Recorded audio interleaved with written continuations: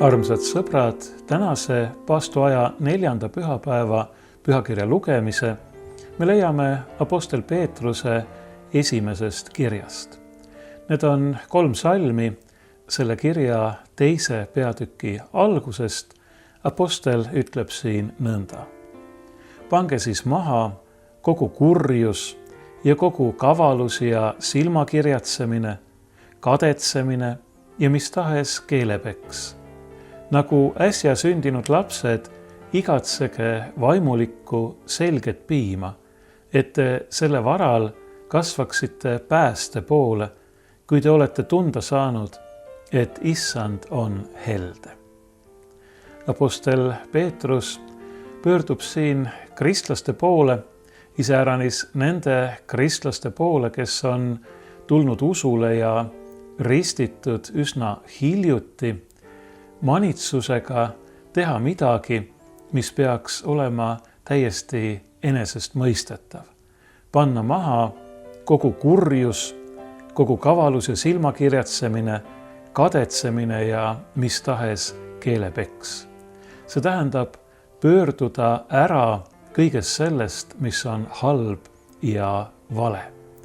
See peaks olema enesestmõistetav. Kui me tõlgiksime kreeka keelest otse, siis õigupoolest ei alga see salm mitte käskiva kõneviisiga, vaid pigem tõdemusega. Olles nüüd pannud maha või pannud ära kõik kurjuse ja kavaluse ja nõnda edasi. See on midagi, mis kristliku elu juurde kohe mingil kombel ei kuulu. See on midagi, mida ei peaks meile isegi ütlema.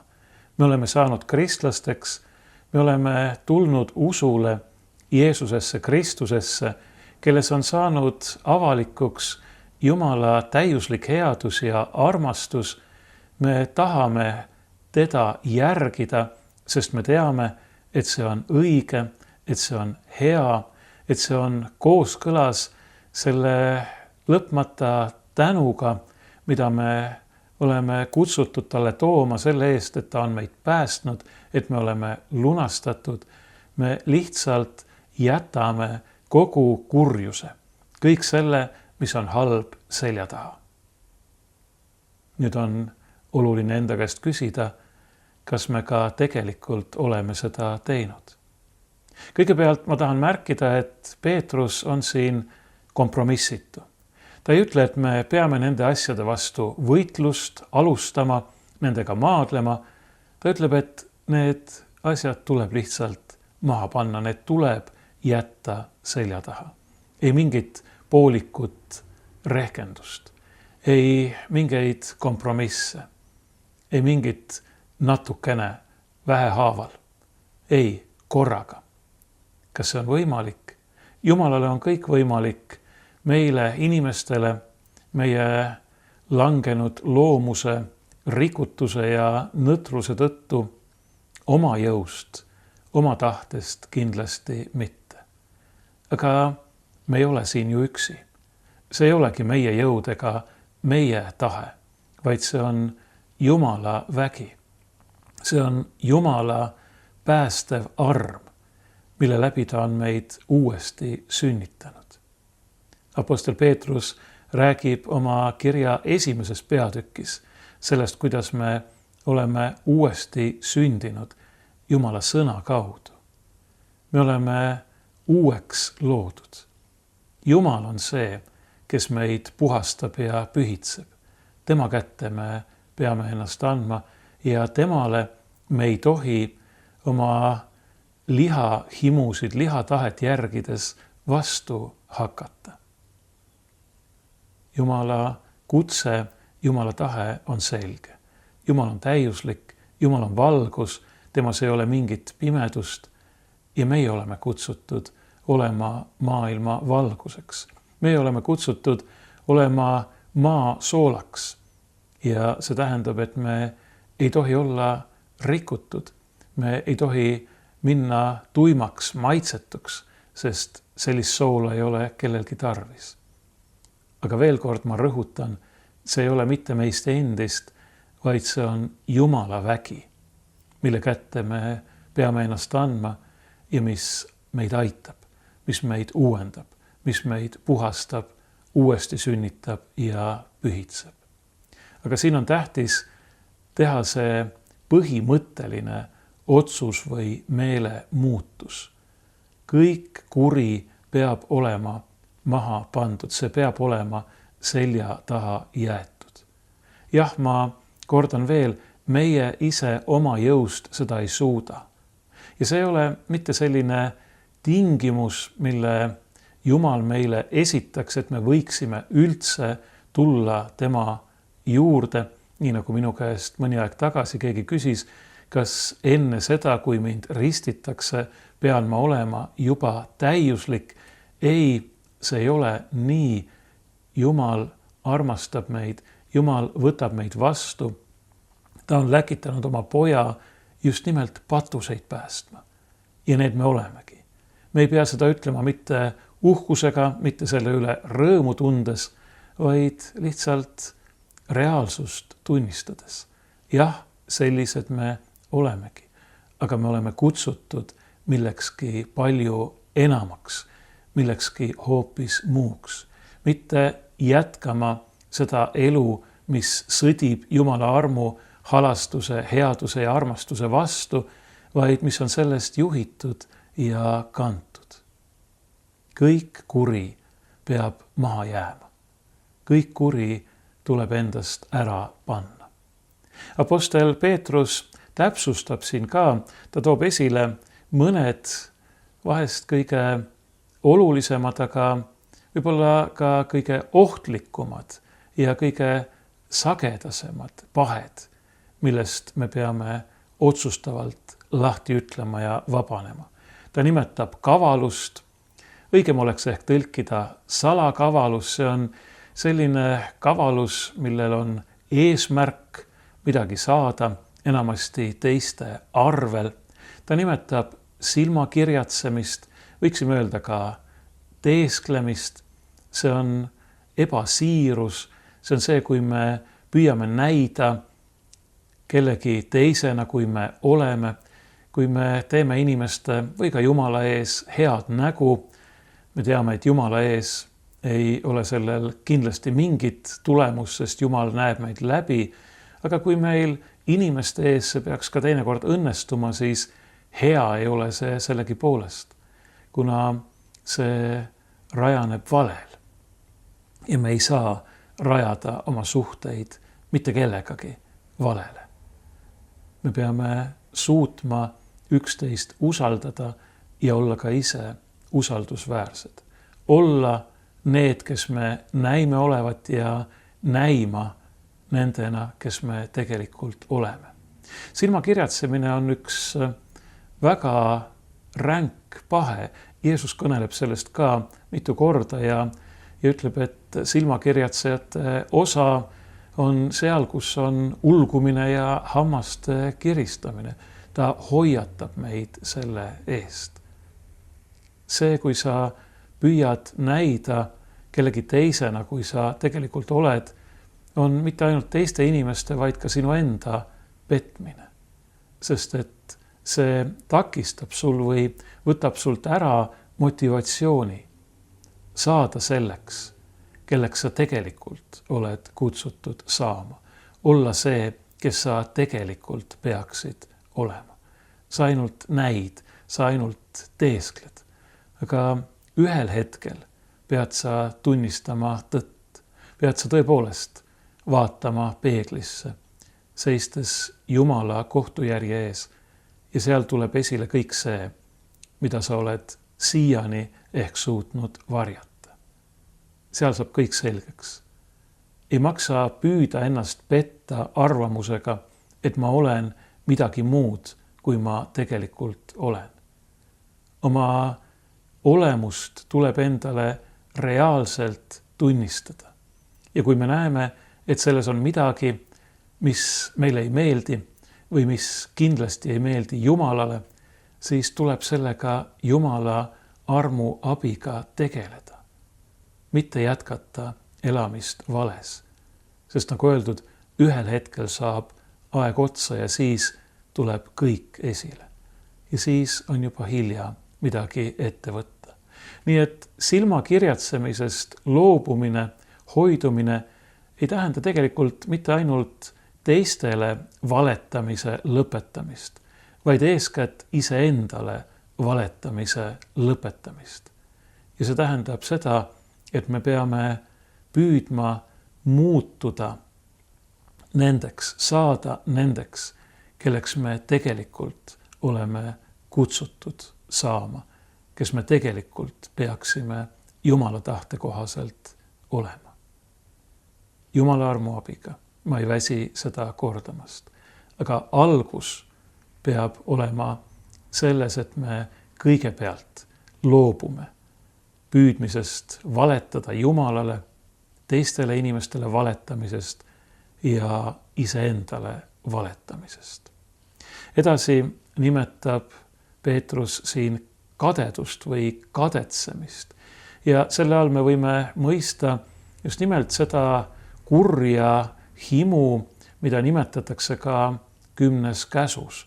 Me ei tohi himustada seda või teist. See kuri himu on selline mõtteviis, mis ei väljendu mitte niivõrd selles, et ma tahaksin, et mul oleks midagi, mis on ka teistel, vaid kui minul ei ole, siis ärgu olgu temal ka.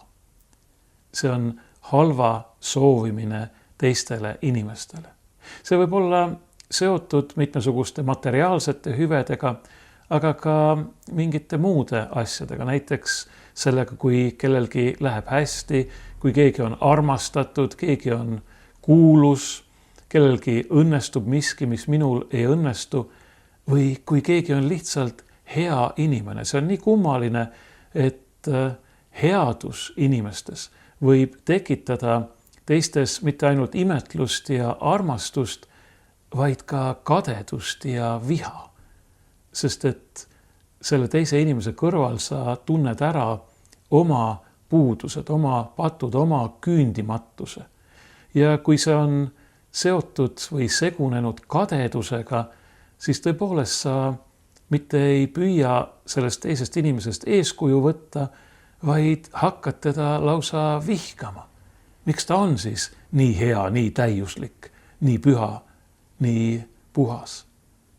Selle asemel, et küsida, mis minus peaks muutuma, kuidas see, mis minus peaks muutuma, võiks teoks saada. Kadedus, see kuri himu, mis toob endaga kaasa teistesse halvasti suhtumine, see on midagi kohutavalt mürgitavat, mis rikub nii paljusid inimsuhteid. Ja me kõik teame seda, eks ole. Inimsuhteid rikub ka see viimane, mida Peetrus siin nimetab, keelepeks või tagarääkimine, teistest halva rääkimine. Ma arvan, ma ei pea hakkama pikemalt seletama, mis see on ja miks see on midagi sellist, millest me peaksime ilmtingimata lahti saama. Aga pigem ma palun teil kõigil nüüd ausalt omaenda südametunnistuse ja Jumala ees tunnistada, kuidas meie elus nende asjadega ikkagi on. Ma ütlesin, et Peetruse jaoks on see täiesti enesest mõistetav, et me kõik kogu selle kurja maha paneme. Olles nüüd pannud maha, oleks kreeka keelest otse tõlge. Kõik kurjuse ja nii edasi. Kuidas siis meie elus tegelikult on? Kuidas meie elus on lood kavaluse või salakavalusega? Kuidas meie elus on lood silmakirjatsemisega? Kuidas meie elus on lood kadedusega ja teistesse inimestesse sellepärast halvasti suhtumisega, et nad on kuidagi paremad kui meie või neil läheb kuidagi paremini kui meie? Nad ei pruugi üldse süüdi olla kuidagigi selles, et meil läheb kehvemini või me oleme nendest halvemad. Aga mingisugune selline pime jõud meie sees paneb meid neisse halvasti suhtuma ja tõepoolest mitte lihtsalt kadedusega, vaid lausa vihaga nende peale vaatama. ma kardan, et see on midagi, mis ei ole meile kellelegi päris võõras. Rääkimata siis sellest viimasest keelepeksust ehk teiste inimeste taga rääkimisest. Kui palju on meie elus kahjuks seda, mida seal ei peaks olema. Ja kui me oleme jõudnud nüüd paastoajaga keskpaika, siis see on hea meeldetuletus. Need on esimesed asjad, millest me peaksime mitte ainult paastuma, vaid tõepoolest täielikult vabanema ja lahti ütlema. Ütlema ei. Ja kui me mäletame seda viimast korda, millal me kedagi kadestasime või kellegi ees silma kirjatsesime või kavaldasime või kedagi taga rääkisime, siis me peaksimegi endale ütlema, see oligi nüüd see viimane kord. Kas me suudame seda? Kas me vähemalt tahame seda? Kas me oleme valmis? Kas mina olen valmis endale ütlema? See viimane kord, kui ma tundsin kellegi suhtes kadedust, kui ma kellegi ees kavaldasin või silma kirjatsesin, kui ma kellestki halba rääkisin, ongi viimane kord. See ongi nüüd selja taga. See ongi nüüd maha pandud. Nii nagu see peaks olema kõigi kristlaste puhul enesestmõistetav. Selle asemel, ütleb apostel Peetrus, peab olema hoopis igatsus või ihalus, janu selle järele, mida ta nimetab siin meie eestikeelse tõlke järgi vaimulikuks selgeks piimaks. Seda tuleb natukene seletada, sest et originaalis kreeka keeles tarvitatakse siin selliseid sõnu, mida ei olegi niisama lihtne otse tõlkida. Kõigepealt see vaimulik. Selle koha peal tarvitatakse sellist sõna kreeka keeles, mis seisab Uues Testamendis ainult 2 kohas. Teine koht on apostel Pauluse kirjas roomlastele 12. peatüki alguses, kus apostel räägib sellest, kuidas me peame andma ennast Jumalale üle, otse kui elavad ja talle meelepärased ja pühad ohvrid. Ja siis ta ütleb, et see peaks olema meie mõistlik jumalateenistus. Mõistlik on seal see sõna tõlgitud. Siin on see tõlgitud vaimulik. See sõna tuleneb kreeka keeles sõnast, mis tähendabki sõna. Ja nii näiteks meie kõige vanemas terviklikus piibli väljaandes 1739. aasta piiblis öeldakse siin Jumala sõna piima. Jumala sõna on see, kust see toit, mida me vajame, otse kui äsja sündinud lapsed, pärineb või välja voolab. See vaimulik või mõistlik või vaimne piim, see on Jumala sõna piim. Seda me vajame, seda me peame igatsema, selle järele me peame janunema, nii nagu äsja sündinud lapsed. Ja see piim peab olema selge, nagu siin öeldakse, mina ütleksin puhas, rikkumatu. Meie veidi vanemas piiblitõlkes öeldakse täis piima. Ja siin mõeldaksegi just nimelt sellist ehtsat, rikkumatut, millegagi segamata ja ka lahjendamata piima, mida vajavad äsja sündinud, vastsündinud lapsed, selleks, et kasvada. Ja mida nad saavad oma ema käest, nii nagu meie oleme selle Jumala sõna piima, selle vaimuliku toidu saanud oma ema kiriku käest, kelle Kristus on rajanud ja kes on Kristuse ihu. Aga mulle väga meeldib see pilt, mida Peetrus siin kasutab, just selle poolest, et ma olen ise näinud, kuidas need äsja sündinud lapsukesed, imikud seda piima mitte lihtsalt ei igatse, nagu meie viimases tõlkes, mulle tundub, et see ei ole kõige õnnestunum, vaid himustavad, nii nagu varem öeldi, või ihaldavad selle järele, janunevad.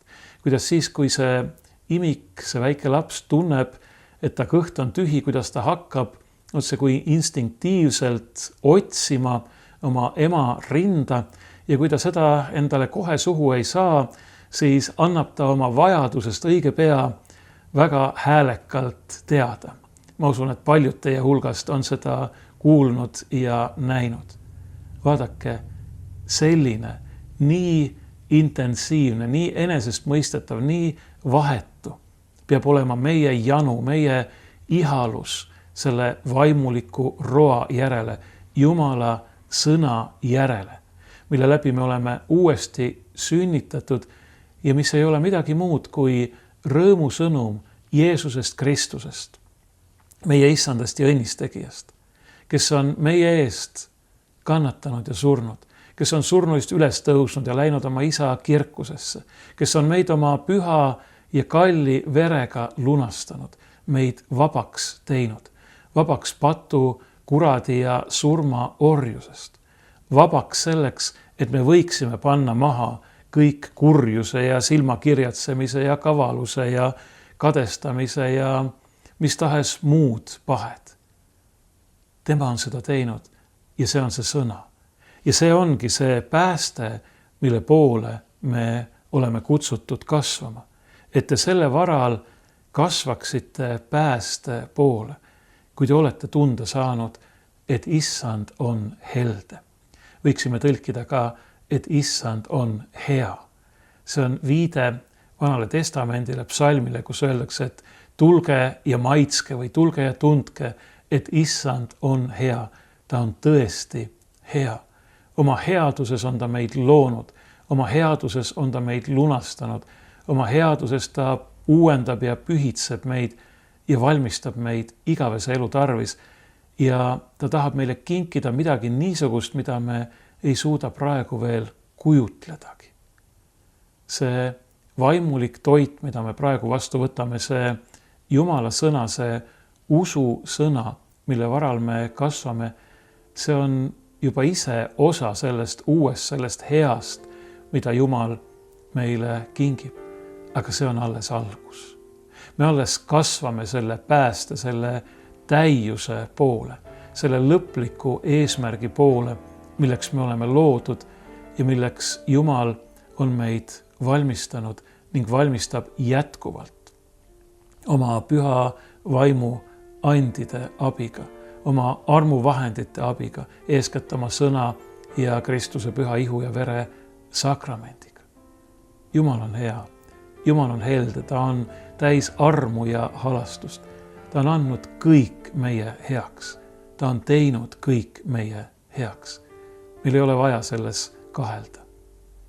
Ainus, mida meil on vaja teha, on lasta lahti kõigest sellest, mis meid Jumalast ja tema armastusest lahutab. Pöörata selg, jätta otsustavalt maha kõik kurjus, kõik see, mis on vastuolus nii Jumala tahtega kui ka meie enda tõelise Jumala poolt loodud olemusega, meie kutsumusega. Jumal ei taha, et me jätkaksime, nii nagu inimkond on patulanguses saadik siin langenud maailmas elanud otse kui ühes pisarate orus. Jumal tahab, et me saaksime tõepoolest uueks, et me kasvaksime uute inimestena, tema lastena ja võtaksime vastu selle igavese päranduse, mis on meie jaoks taevas tallele pandud.